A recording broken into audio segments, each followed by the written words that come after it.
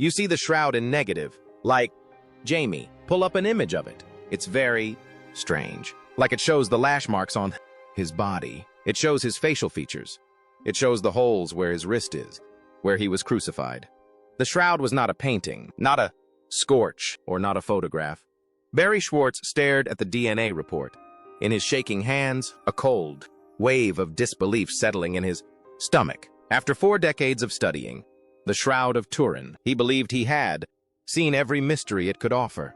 He was wrong. The genetic data pulled from the ancient fibers didn't align with anything they expected. It wasn't from medieval European handlers. It didn't match Italian restorers. It wasn't even consistent with people from Roman era Palestine.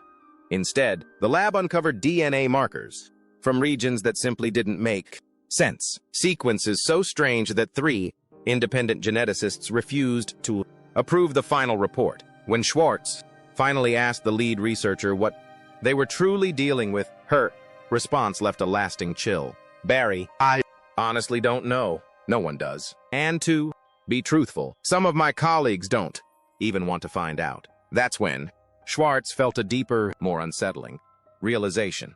The scientific community wasn't just puzzled by the evidence. They were afraid of it. But here's the thing.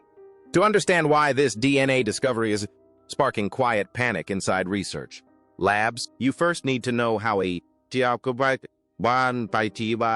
deeply skeptical Jewish photographer became the world's foremost authority on the most controversial relic in history. Because what Schwartz uncovered over 4 decades of studying the Shroud of Turin is exactly the kind of evidence powerful institutions would rather keep hidden. After 3 years of intense research, our team finally published the findings in peer-reviewed scientific journals. And think about this for a moment. Whoever removed that burial cloth from the tomb risked everything. Taking it would have been as dangerous as standing beside Jesus himself. Roman soldiers executed people for far less. Now ask yourself, honestly, would you risk crucifixion just to save a piece of fabric from someone down your street? Or would you only take that kind of risk for someone you truly believed had defeated death itself? The very existence of this cloth suggests something powerful that history books rarely acknowledge. It all began in 1978. Barry Schwartz was a rising star in technical photography, the kind of expert NASA trusted with its most sensitive imaging work. So when a group of elite American scientists personally asked for his help in a confidential examination of the Shroud of Turin, his first reaction was disbelief. In fact, he nearly laughed. He was convinced it was nothing more than a medieval forgery, a clever painting made by a skilled artist. In his mind, he'd take the all-expenses-paid trip to Italy, find obvious brushstrokes within hours, and be back home within a week. A free European trip. Mystery solved. Career unchanged. He even joked about it at conferences, brushing the whole thing off with a sarcastic remark that would follow him for the next 40 years. But when he finally arrived in Turin, something unexpected happened.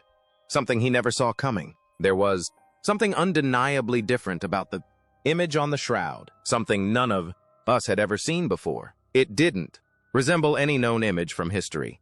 The team worked non-stop for 5 exhausting days and nights, barely sleeping as they ran one experiment after another on the ancient cloth. Schwartz carefully documented everything, every microscopic fiber, every strange marking, every impossible detail woven into the fabric. And slowly, almost without noticing, the color began to drain from his face. There were no brush strokes anywhere, no pigments, no trace of any known artistic method from any time in human history. The haunting image on the Shroud of Turin wasn't painted. It wasn't burned or scorched. It wasn't created with photography or any recognizable technology. By all logic, it shouldn't exist, and yet it did. Here's what makes it even more unsettling. Schwartz tried to walk away from the project twice. He told himself it wasn't his problem to solve. After all, he was Jewish. Why should he care about a Christian relic from 2,000 years ago? But the shroud wouldn't let him go. Something kept pulling him back. Then everything shifted when Don Lin entered the story. And that's where things took a darker, more mysterious turn. Lynn wasn't just another scientist with an impressive resume. He had worked on the legendary Voyager mission and the groundbreaking Galileo mission. He was one of NASA's top imaging experts at the prestigious Jet Propulsion Laboratory. When Don Lynn spoke, people listened. During one intense planning meeting, Schwartz finally asked the question that had been weighing on him. Why am I even here? I'm just a Jewish guy with no connection to any of this religious stuff.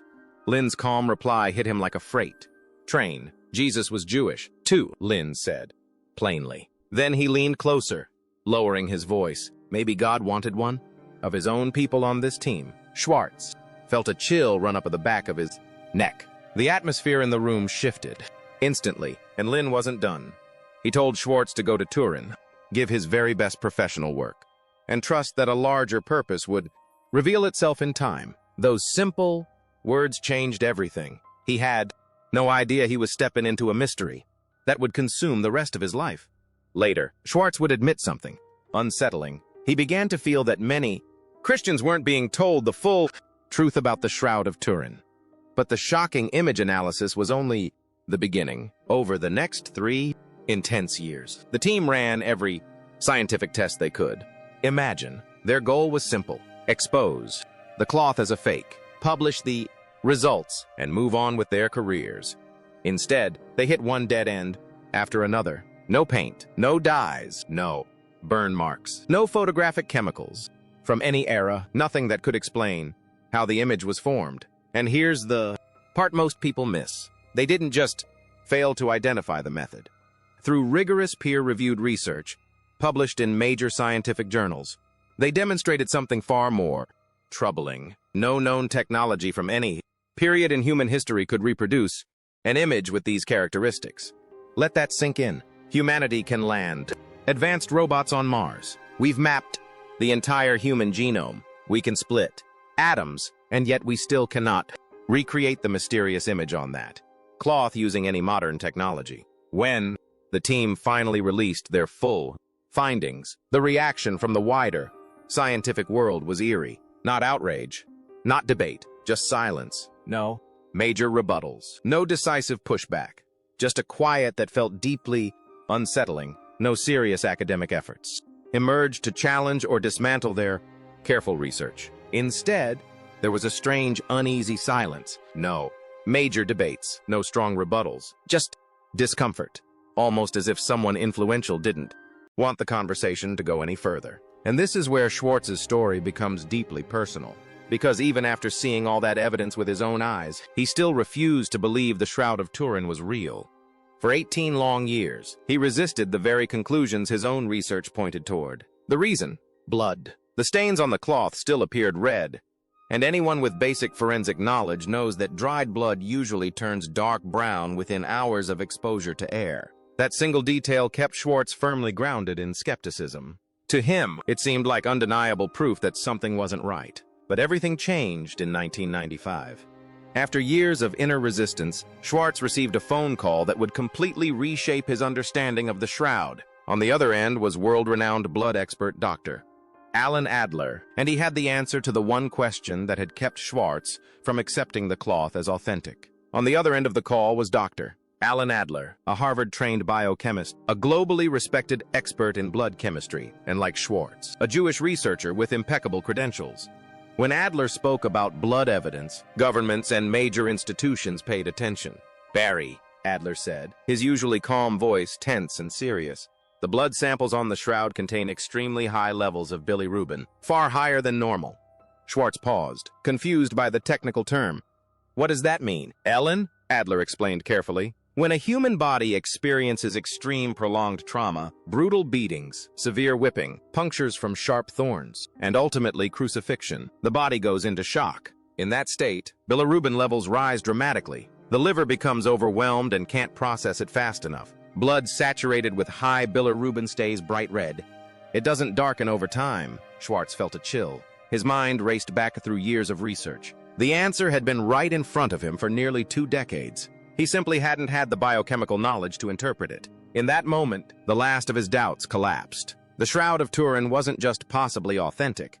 It matched exactly what it had always been claimed to be, the burial cloth of Jesus of Nazareth. But what came next was even more unsettling. Because the most disturbing part of the investigation didn't come from imaging or blood chemistry. It came from genetics. This is the part many in mainstream science rarely discuss openly. When researchers finally extracted usable DNA from the shroud's ancient fibers, they expected something ordinary. Centuries of contamination. European handlers, medieval monks, Renaissance restorers, Italian conservators. But that's not what they found. The genetic results were deeply puzzling. The sequences revealed clear markers from multiple completely different regions of the world. There were Middle Eastern traces which made sense, but there were also unexpected markers from South Asia, North Africa, and other ancient populations that shouldn't all appear together on a single cloth believed to come from 1st century Jerusalem. And here's what unsettled researchers the most. The patterns didn't look like random contamination from centuries of handling. They were too specific, too geographically distinct, and too intentionally distributed across the fabric. Yet that position sits uneasily beside the evidence. Blood chemistry indicating extreme physical trauma, an image formation process no known technology can replicate, and DNA results that raise more questions than answers. It almost feels as if the conclusion came first and the evidence was expected to fall in line.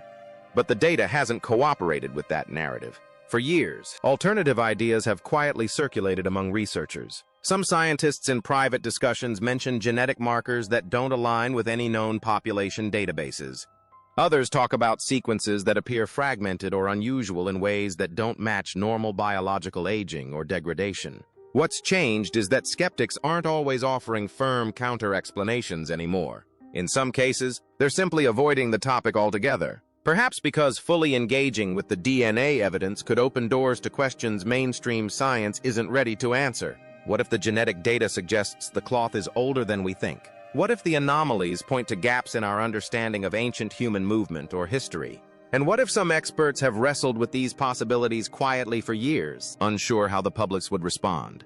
These ideas aren't always coming from fringe voices. In some cases, they emerge from ongoing debates and unresolved questions that continue to surround one of the most studied relics in the world. These aren't wild speculations. They're serious questions raised by credentialed researchers in private professional discussions. The kind of uncomfortable conversations that rarely make it into peer-reviewed journals. After seeing how easily public perception could be shaped by sensational headlines, Schwartz grew deeply concerned. Many media reports about the Shroud of Turin were misleading, and some were outright false.